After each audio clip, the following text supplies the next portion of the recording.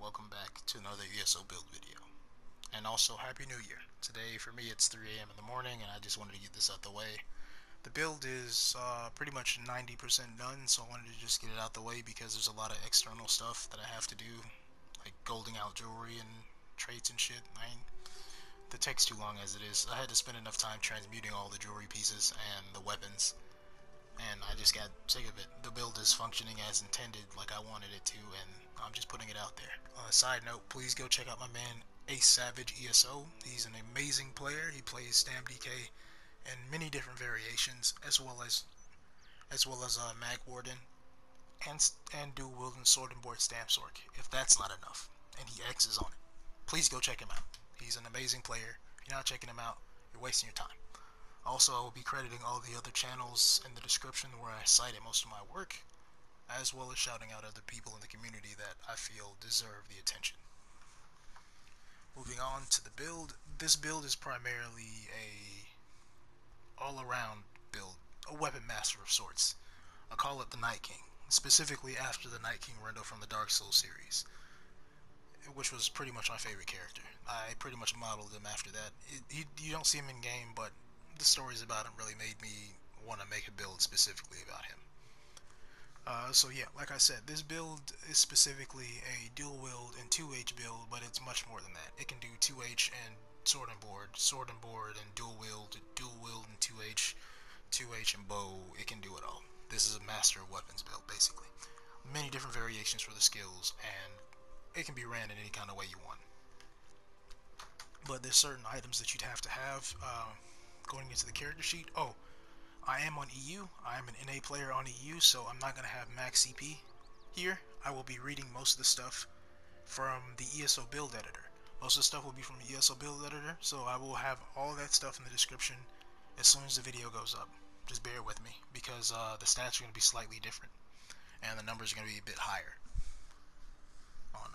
Because I'm going to pretty much show you the maximum CP in the description, and the max stats.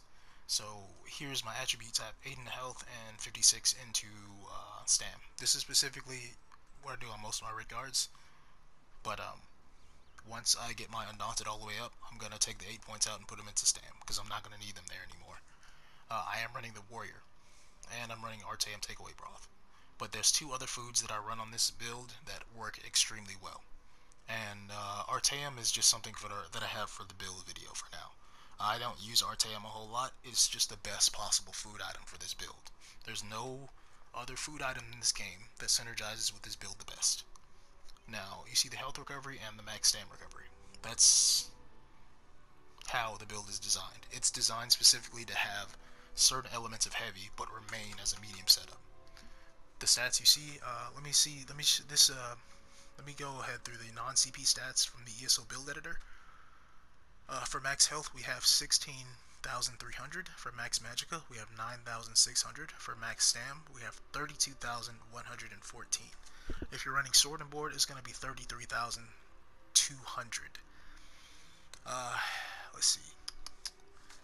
Health recovery is sitting at where it is supposed to be. Most of the stats aren't built into health recovery on CP for this, so I'm going to just read it off here.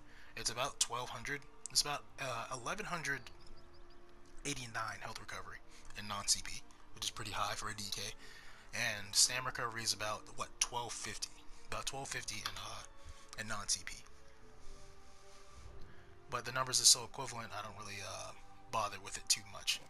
Now in Pop a Pot, numbers go up to 1411 in health recovery and 1,500 stam recovery.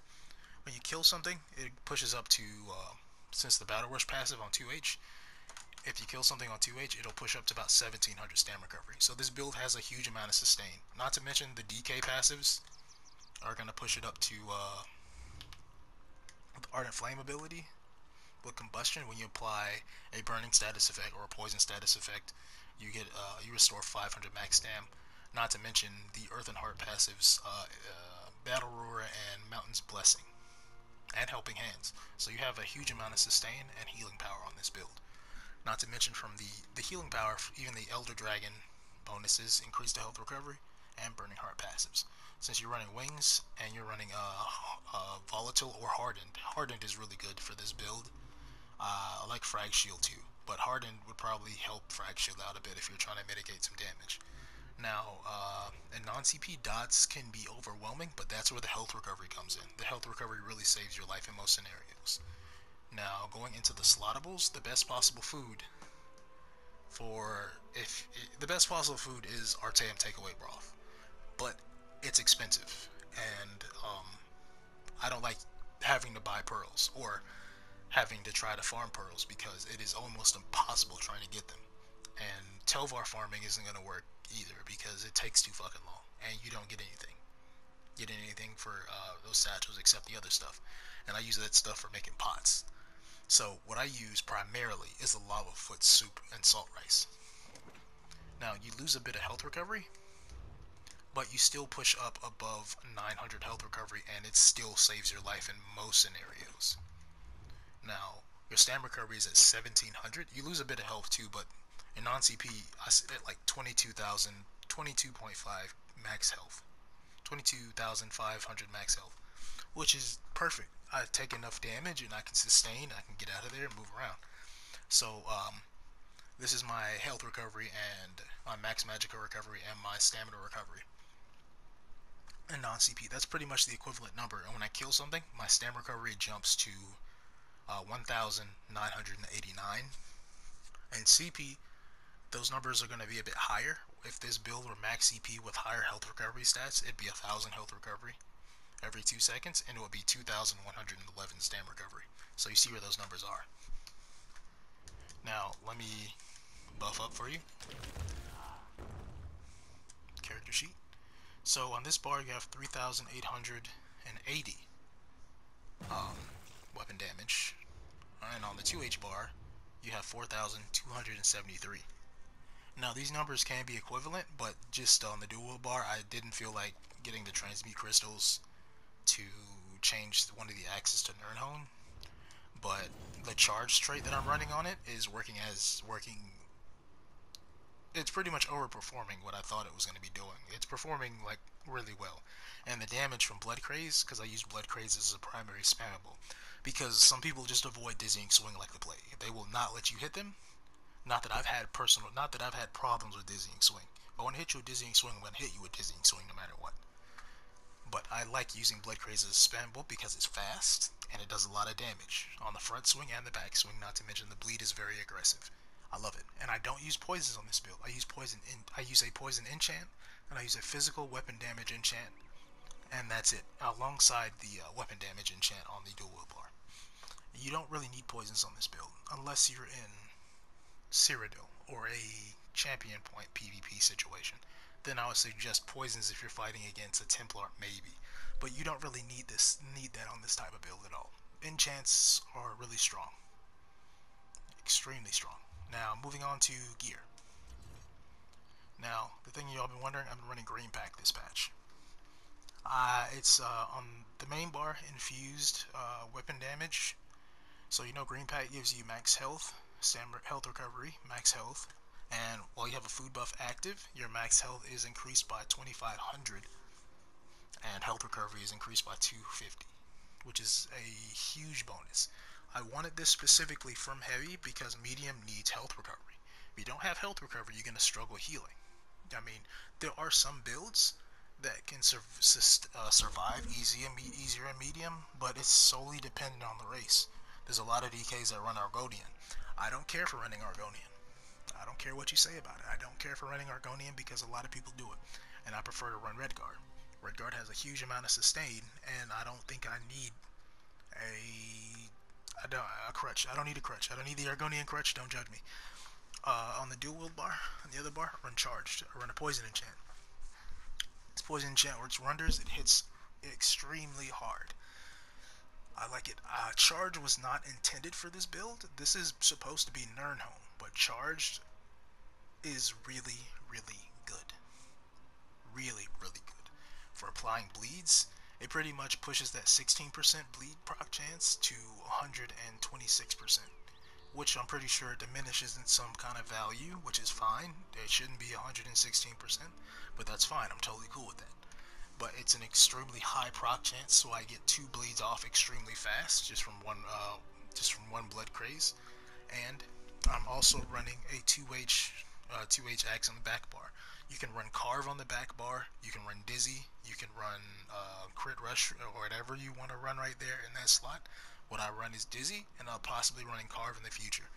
Now, this was sharpened, and the damage was still working exceedingly well, but I wanted more healing power and I wanted more damage. Before, with the rally ticks, I was hitting about 8.8k on the rallies and 10k at sometimes.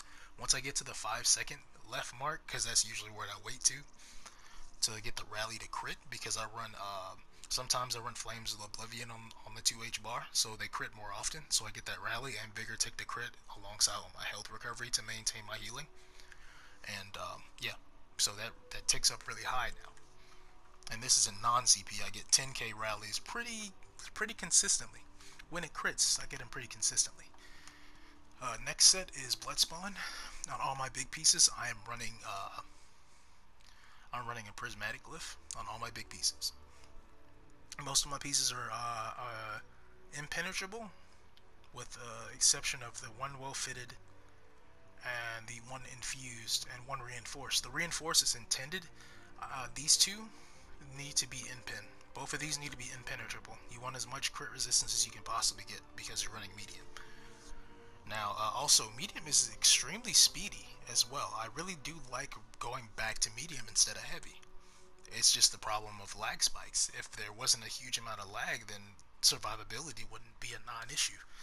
But besides that, the other set is Hulking Draugr. The damage on this build with Hulking Draugr is huge, and it's because of the jewelry specifically. I like the infused, all infused. I was thinking one protective, you could do that, but you don't need it. You have enough speed to kite and to be extremely squirrely, as well as have the healing power, because I'll heal through most things. Most things I can heal through without any issue, like no issue at all. And then if I have any issues, I have a pot to prop, and it's gonna boost my health recovery by a lot. 900 health recovery is a lot of healing. That's a weak vigor tick, but paired with a vigor tick, that's huge. Especially when your vigor ticks are usually critting for about 2.2k, 2.4k with the major mending passive, or even 15k vigor tick. That's still pushing you up a huge amount of healing. That's why I really like the infused, because that damage. Now let me go ahead and buff up for you and show you the damage on both bars. 4.5 on the dual wield bar.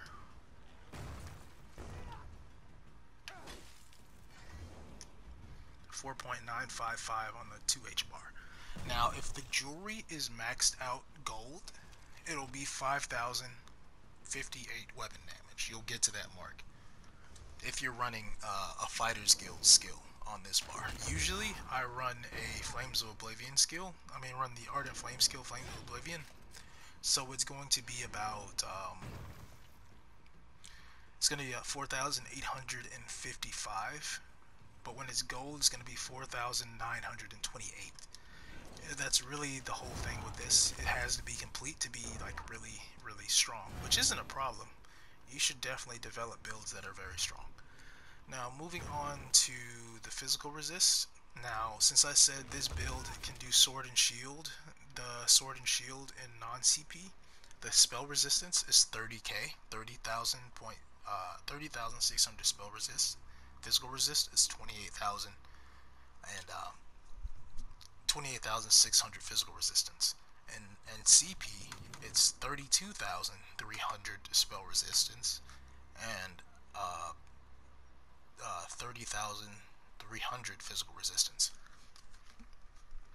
So yeah, if you're built it has a lot of physical resistance built into it. Not to mention, it has a lot of healing power, like I said earlier.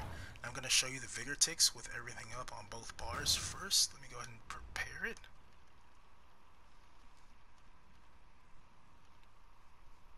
The assault skill line. Okay, cool.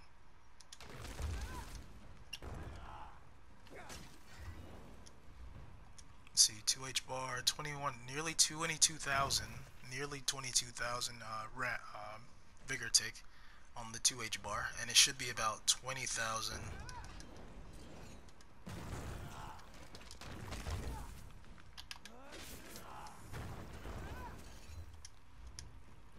Yeah, 20,000 3,844 on this bar. Now, that value drops in non-CP by just 1,000.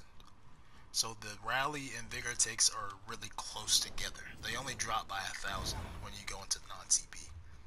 The bar setup is pretty much this for dual wield. I pretty much run dual wield just because dual wield has been the most effective for a long while, and the damage is really good, especially Blood Craze. Blood Craze has been the saving grace for a spam as a spammable for DK. I usually just spam this on most people, and the bleeds do most of the damage, as well as just reapplying it with the actual physical damage ability. It hits extremely hard. For shields, if you're playing against like an experienced mag sorc, you're heavily relying on your combos.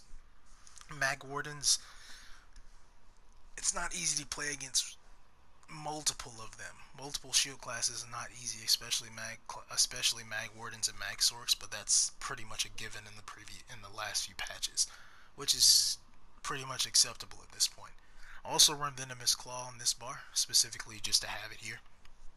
Excuse me. I'll run Vigor, Fragmented Shield, and Volatile Armor. You can go Hardened Armor, and you can go Igneous Shield if you want, just to try and get a stronger damage shield, but I prefer Frag, specifically for the increase to... It's 5.4 seconds? Wow, I thought it was less than that. That's a lot of time. Yeah, okay. It's good. I didn't know that. So yeah, Volatile for the... Specifically to bring Nightblades out of Cloak. I have a pretty decent Magicka pool because of the Prismatic Glyphs, and obviously Corrosive. I keep this... I never run PvP without this on DK. I'm never giving this up. Never. This is either a I win button sometimes it's an I win button if you can CC them enough times with the Dizzying Swing, or it's a get out of jail free card button. My other ultimate on my 2H, this is usually my finisher bar. I run Dawnbreaker of Smiting, or you can run Leap, because Leap also works as intended. It hits extremely hard. I run Executioner instead of Reverse Slice. I like the initial damage done on the Executioner. Reverse Slice, I don't really like it as much as I did when I first started playing this game, and I stuck with Executioner. Executioner is the best possible option for most setups on DK, just because you lack a bit of damage. And Dizzying Swing, the Dizzying Swing on this build may look a little light. It may be in the 3 or 4 Ks, but that's just because you probably have like all your dots on them. If you have like all your bleeds on them, it's probably going to do a lot less damage, but it's really a lot of damage. You're really ramping up the bleeds at that point. The bleeds are doing most of the damage. You don't have to worry at all. Obviously Rally, because you have that option. You can run for momentum, but yeah, you can run for momentum and you'd be fine. You'd just be kiting a lot. You'd be kiting a lot with for momentum, I feel, and you'd be more reliant on your potions, and you probably have to put Vigor on this bar and move Reflected Plate to this side, just because you'd want those both on one bar, just so it'll be easier to heal. But I'd prefer to run Rally. It's just an easier option. Reflected Plate, obviously, for reflecting projectiles. Projectiles is the killer of DKs this patch. All of them will kill you. Please run Reflected Plate, please, for your own sake. I'll also run Trap Beast. Now this is kind of the flex spot. You can run anything here. Anything you can think of, you can run here. You can run a Psijic skill, you can run a Fighter's Guild skill, you can run a Dragon Knight skill, you can run any kind of skill you want. This is the flex spot. Usually I run either Trap Beast if I'm feeling like running Trap Beast. Usually I run Flame of Oblivion. I like Flame of Oblivion because of the bonus to crit. Now I don't have the Ritual CP maxed out. If I did, I would have a huge amount of crit going in. Actually, I think I might have some CP points. Let me see. Let me just put some points somewhere. Don't worry about any of these because these don't matter. Oh, I actually do. Okay, so yeah, it's actually what it's supposed to be. So yeah, that's what it's supposed to be. And non-CP, it's about 26. Let me make sure. It's about 27.5 in non-CP. Correct, 27.5 in non-CP. And in non-CP, your crit resistance is sitting at about 1548 if you have one reinforced, all impen. Now the best place for the reinforced piece is the chest. I have impen chest just because that's the one I could find. I was running double reinforced, but I felt like I needed more impenetrable, and the impen helped out a lot and prevented me from being bursted as easily. You do get bursted on this build if you're fighting a lot of mag classes. It's not easy for this build to get bursted. The only thing that you really need to be worried about is a lot of damage being applied to you at one time. Remember, this is a medium setup. You need to be moving. Just because you have a lot of physical resistance, you need to be moving. This build is meant to be playing like not so much of a kitey. You can be an absolute brawler with this build. You just have to remember you are in medium. You need to accommodate for being a medium. You can't just be. You have to make the decision when to get out and when to stay. It's basically fight or flight. Basically fight or flight. Now for the rotation. So basically start with rally, igneous, and then volatile. Heavy attack into blood craze. Light attack in that. Light attack in venomous claw. Heavy attack in a dizzying swing. Light attack in the flames of oblivion. Heavy attack and dizzying swing again. And so on and so forth. It's literally reapplying all buffs. And when you get them down to that certain point, heavy attack or light attack into Dawnbreaker, reverse slice. It's really the status effects that are really applying everything. And managing your vigors and your major buffs will determine your success in battle. Now, most of my builds are heavily focused on combos and overwhelming your opponent. Movement is pretty much everything. And usually I fight outnumbered when I'm in BGs because I always get separated. Same thing for Cyrodiil too. But yeah, this build can pretty much survive in most things. You can do with this build. I have beaten some 810s with this build, and it works completely as intended.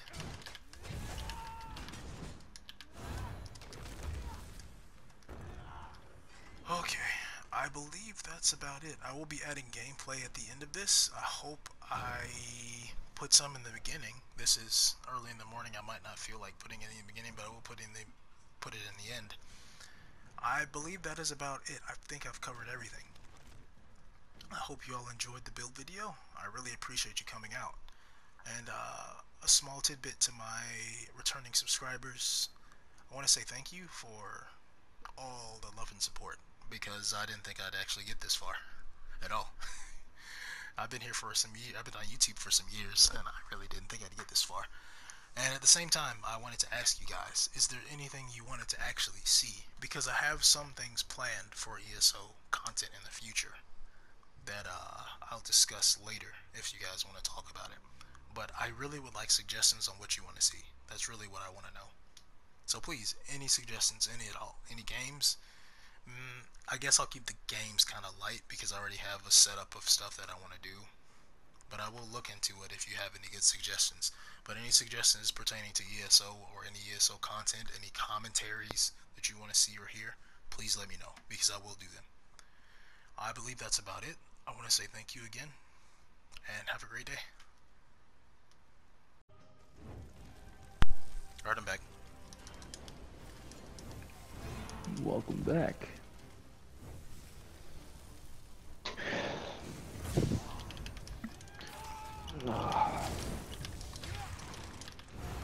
Now the question is, how do I PvP on a knife blade? What do you do?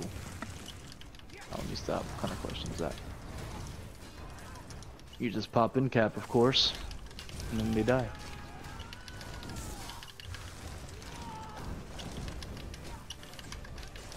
Hey Corey. How do I? Where's my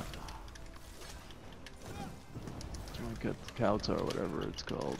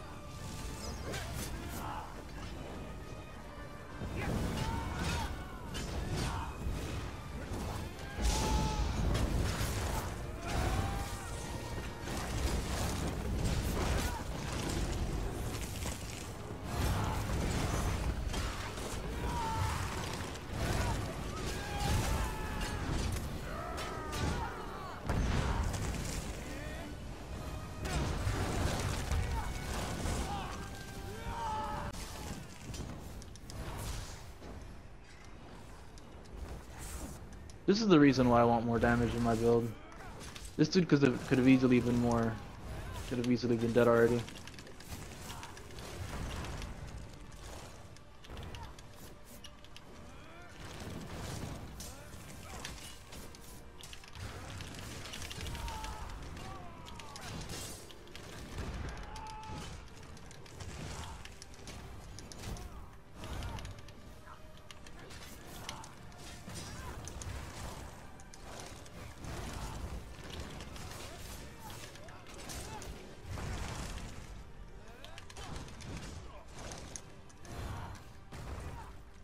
I'm running out of trash pots.